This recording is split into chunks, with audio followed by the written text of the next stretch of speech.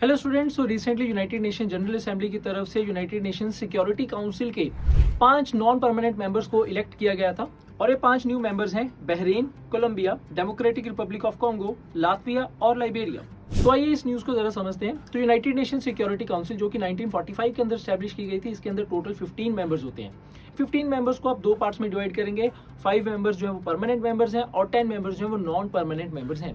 ये permanent 5 members हैं China, France, Russia, UK and US. तो ये जो 5 परमानेंट मेंबर्स हैं, इन्हीं पांचों परमानेंट मेंबर्स के पास वीटो पावर भी है, लेकिन इनके अलावा जो 10 नॉन परमानेंट मेंबर्स हैं, इन्हें यूनाइटेड नेशन जनरल असेंबली की तरफ से इलेक्ट किया जाता है for the tenure of 2 years. So जो अभी हमने 5 कंट्रीज की बात की, इन्हें नेक्स्ट 2 ईयर्स के लिए यूनाइटेड नेशन सिक्योरिटी काउंसिल के नॉन परमानेंट मेंबर्स के लिए इलेक्ट किया गया है। That means in non permanent members के पास कोई वीटो पावर नहीं है।